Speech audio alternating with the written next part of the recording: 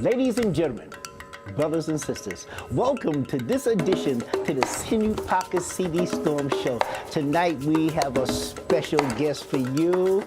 I want to introduce to you my sister Mekka and her father Musa.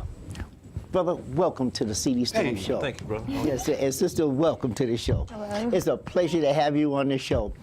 Ladies and gentlemen, this is a remarkable young lady, and we're going to get right into the story. First, I want to ask my sister, tell me a little something about yourself. Well, my first name is Mekka. My last name is Toussaint. I was named after the Haitian general. Wow. I fly planes as one of my hobbies. I also like to sing, dance, act. I enjoy mathematics, and I strive to stay on the honor roll at my school. Oh, that's excellent. Did you just hear what she said, ladies and gentlemen? She flies. I'm scared to get on planes myself, and I've been in the Marine Corps. But sister, tell me, you actually fly planes? Yes, I do. So I don't do big commercial planes as of yet, but I do small planes, and I fly out of Norwood Airport.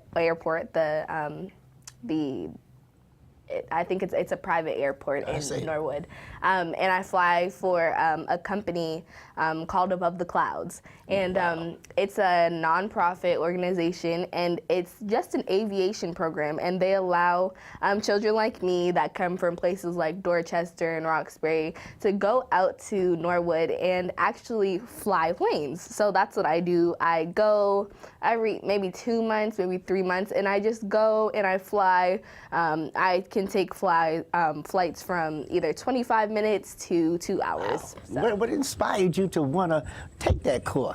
Well, there was a program from the Big Brother, Big Sister. I have a big sister, and I've had her for 5 years in September. But there was a program that Big Brother, Big Sister was doing, and they were connected with Above the Clouds, and so. Okay.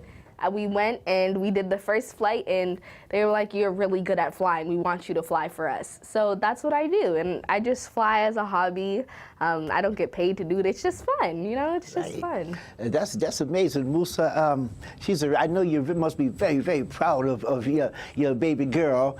And what made you want her to do this? I know she had to have your approval. Did you encourage her to go ahead and do this? No, I can't take any credit for it. I want to send a special thanks to Caitlin. That's her name. Okay. She's an awesome big sister, and she was the one who introduced it. And actually, Mekka's been on the plane since she's been 5, because I used to send her to South Florida on her own to visit with moms and so forth. And so as a result of that, maybe she was looking out the window too much, and that's the only credit I can take, you know. Yeah. For the most half, I'm just thankful. Of course, we are all proud of her.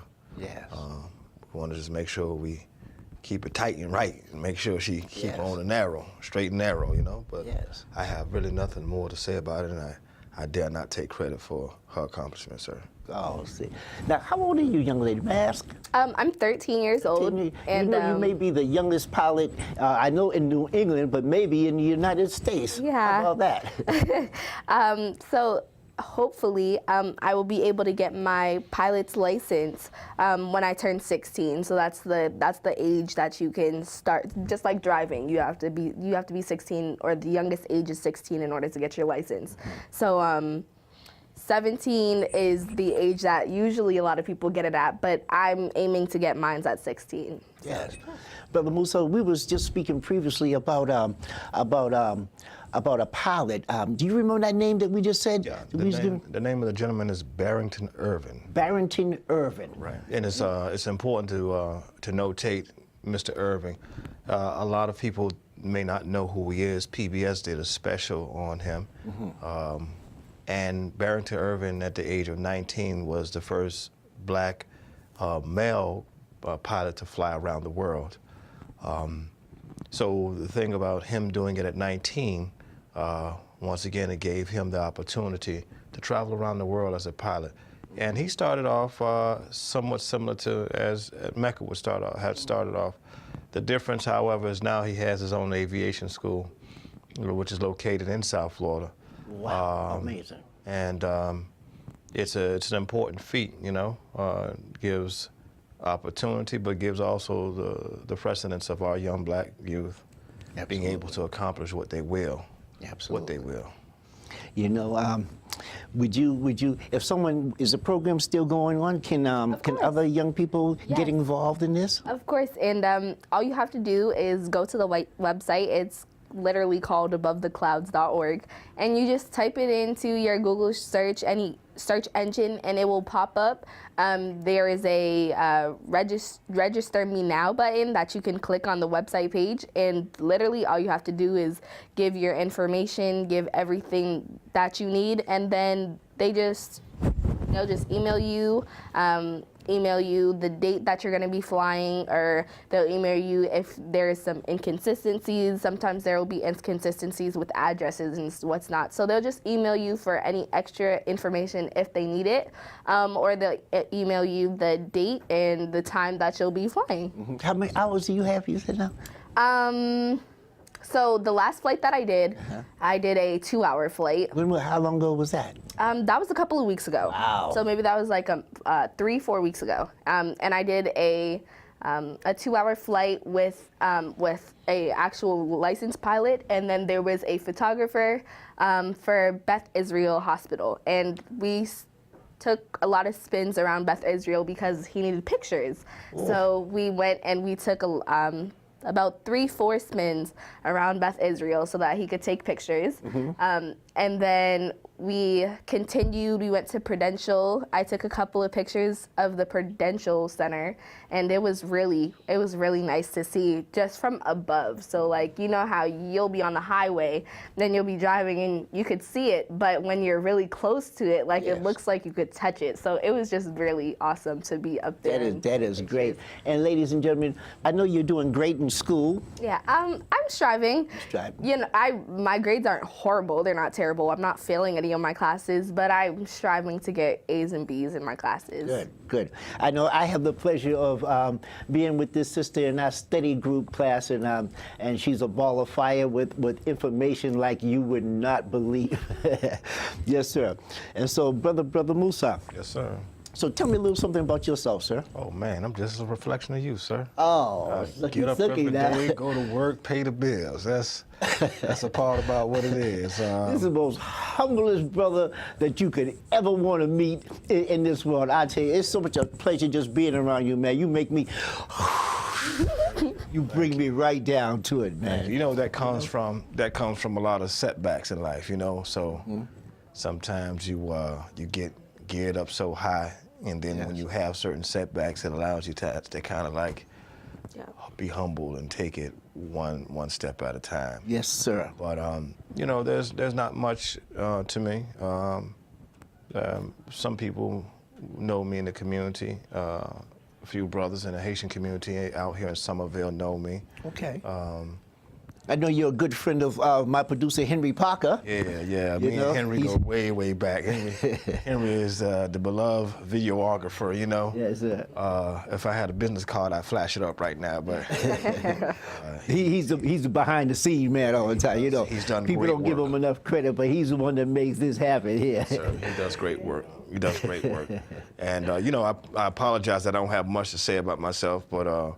That's okay, the most important thing is we're thankful and happy that we're here, slated on the program, you know, given the opportunity to share with the community what we have to offer. And I say we, not me in particular, but as a parent, being able to support our child as the community, that is to say. Absolutely. We also, you know, me in particular, would like to thank, you know, our wonderful nation, you know, for giving us a blueprint. Right. The Most Honorable Elijah Muhammad has given us a blueprint as to how to make this work. Right. Yes, sir. So we are indeed thankful of that. We are indeed thankful for the leadership of our minister in this hour. And though he will always say, the minister will say he's not perfect, but he's perfect enough for me. That's right. Right. And with that being said, It is always a task to try to walk the straight and narrow, but we try it, and that's just the example we want to leave for our children. Yes, and you say that you don't have much to say, but it's the product, your product that you produce. It says volumes for you, and that's why, even though I love to have this young lady on the show, because she's an inspiration not only to young people, but she's an inspiration also to parents as well. You see this remarkable young lady. Well, you can't love the fruit without loving the tree. That's right. That's what they say. Right. And I want you to give some encouraging words for the young sisters out here who are looking at you right now and thinking about doing what they want to really, really in their heart do, but maybe don't have the confidence enough to do. What would you say to them? I would say to push through. There's going to be a lot of setbacks, and you're going to feel some days that you don't want to do this anymore. You don't want to struggle anymore, but struggle leads to a lot of triumphs, trust me. And, you know, me and my 13 years of experience, I haven't went through a lot of struggles, but the struggle, I guess the struggles, not the struggles, but the setbacks. The setbacks that I went through, whether it be, I don't know, just me maturing and me being immature in the past couple of years, and then me maturing and getting to a certain point. It takes time. So you shouldn't rush to do something that everything's promised, or nothing's promised, excuse me. Sorry. Everything is meant for a time. You always have a time. Everything is set in time. And so never rush to do something, because when you rush, then the product becomes sloppy. And so making sure that you are able to set yourself goals and then work towards those goals, that's how you get to the places that you want to be. Mm-hmm. So those are the encouraging words, is take your time, don't rush, because when you rush, then there's it's just sloppy. The product is sloppy. The way that you wanted something to come out won't come out the correct way. I see. That's great advice. Can I interject and say one thing? Absolutely, sir. I just want to send a special thanks, you know, to her mother as well, because she really don't. She might look like me, but she act like her mama. So what you see in terms of her intelligence is not me, because I don't want y'all to put me under the camera and start asking questions, because I couldn't do it that way, you know. So really special thanks to her mother for her genes that she passed over in that way, you know. You got we that. gotta make sure. Let me ask you, where do you see yourself, say, in 5 years? Okay, so 5 years, I would be just in my freshman year of college. So I would have had finished my high school years. I have my diploma, and I'm off to one of my top 5 colleges. And I would be studying as a freshman in my college year, some psychology or some study of the brain, study of the way that you can communicate with people. That's what I would be doing. And then in the next 4 years after that, I would be going into law, because my dream, my aspiration is to be a civil rights attorney. So after that, so after I do my psychology,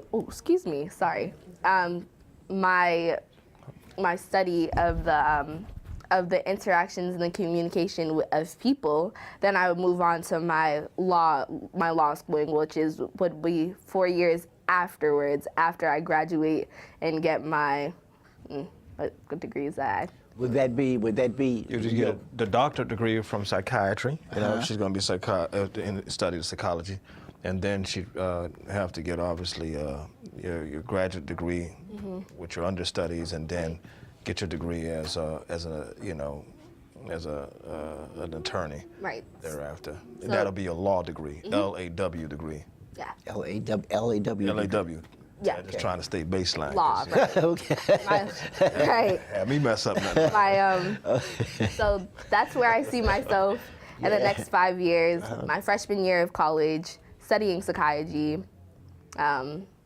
And yeah, and then progressing, making sure that I can move forward in my career is making sure that I can build somewhere where it's comfortable for me to come home, you know? Like, I have a comfortable home now, but just like that environment, that peaceful environment, that welcoming environment is something that I want for myself. Yes, yes. What do you consider your strengths? Talking. Definitely. Definitely.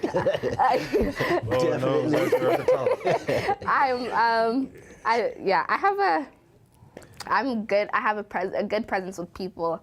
I can say, or I've heard people tell me that I'm very good with communicating with people, and that wasn't something that I was born with. That was something that was definitely developed because I was not good at talking to people.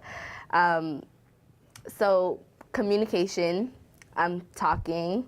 I can say I am strengthening my singing skills. I don't think that I'm a great singer, but you want to give us a little something right now? No, I wasn't. But those are a couple: talking, communication, and singing. And what about your weaknesses? Anything that you trying to build up that you consider not your strong points? Yes. And when I say communication, I said that I was a good communicator, but I also need to work on communication because there's a lot of things or ways that I need to express myself, and I'm learning how to express myself, and so sometimes it's hard for me to express myself, but in me processing and me learning how to express myself, I can strengthen my skills in communication and reactions. So I think communicating and reactions are my weaknesses. I see. Yeah. That is great. That is marvelous. And so we have unseen visitor sitting over here, ladies and gentlemen, and she is going to be having her own television show very soon. This Miss Tina Evans. That's right. And she's going to be having her own show, and I just want to just throw that little shout out to my sister here because I know you're going to have exciting guests on as well. Stay tuned. Stay tuned. I mean, stay on out the way, Kara, because once she get on, bro. It might be the end of the CD Storm show, you know what I'm saying? Oh, you know, it's great to have you on here. I just sit here, and I know we could just talk for hours and hours. Sure. Yes, sir. In closing, brother, do you want to give a little something to say for young men who are striving to do better? Because you have good words to say, man. I'm inspired by your words.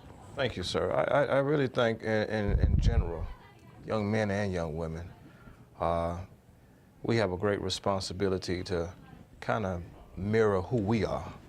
And so much has been given to us in images and even in language as to who we are. But the best answer to who we are is to really identify with where you come from. A lot of us don't have conversation about where we come from, but those young brothers and sisters who are out there, let's get beyond some of the mundane things of music, and let's go beyond that. Let's figure out where we come from. It is a wonderful thing for me as a young man who was once lost to have come into a relationship with the Most Honorable Elijah Muhammad because he gave us a path as to where we came from. Another honorable thing is whether you are from Somalia, whether you're from Eritrea, if you're from Ethiopia, Sudan, Jamaica, Barbados, we all have a responsibility of tying ourselves back into those ancestors or to the elders, because in all of the elders there's a key for your tomorrow. So being able to communicate with them, be effective, love who you are. Black is indeed beautiful, but black has a great degree of authenticity to it. It is the original, and without that, we have no tomorrow. So love your blackness, understand where you come from, honor, respect, and communicate with your elders, and set your course outside of what TV gives you. Set your course outside of what TV gives you. That's all I have to offer, you know. Yes. For all my Haitian people out there, sakbase. Sakbase. Okay. Sister, I'm going to turn that question over to you. I think my dad did a good job. He did. Like he said, honoring your blackness. There's a lot of sisters, I can say, because I don't know about the mother side, but there's a lot of sisters who are bleaching their skin and straightening their hair.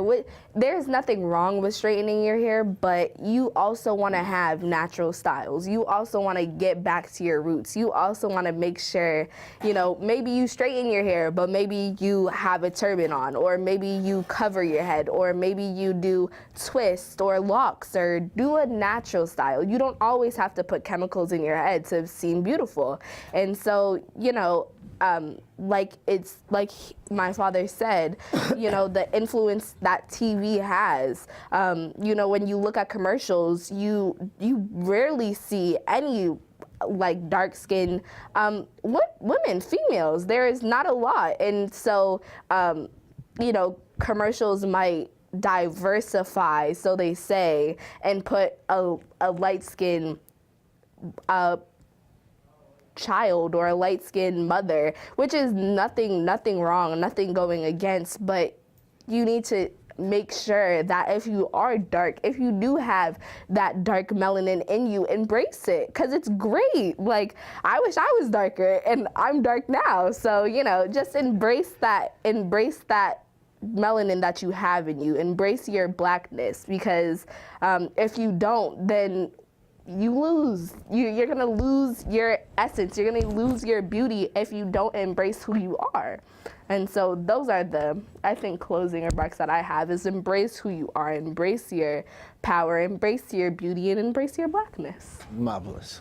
Excellent. I mean, the wisdom from this young lady is tremendous. I'm gonna ask you another question. Is there any question that you would have want me to ask you that you didn't get out to the people? Anything in particular? Because you have so much to say, and I know that you have so much to say. Maybe I didn't ask you a question that you wanted me to ask you. Is there anything in particular that you can think of, or did we cover pretty much a good part? I think we covered it. We covered everything. Doing a good job. Yeah. Well, she could talk. The girl I can know. talk. She can talk, really. But you gotta promise me that you're gonna come back on the show and keep us update with your flying and how you're doing. Yes, of course I will. I will definitely, and we will get the pictures of my last flight with the Prudential Center and everything else. And yeah, we'll keep in contact. Keep in touch. Yes. All right. This is your home too. Anytime you got something to say, you say, Brother Storm, I got something to say. I need to come on your show and let's get it on. Okay. And I promise you, we'll make it happen. Okay. Okay? Yeah. All right. Well, ladies and gentlemen, that's going to wrap it up for this section of the CD Storm Show. Stay tuned, because we got another part 2 coming to you, and we will be right back. Yes, we will.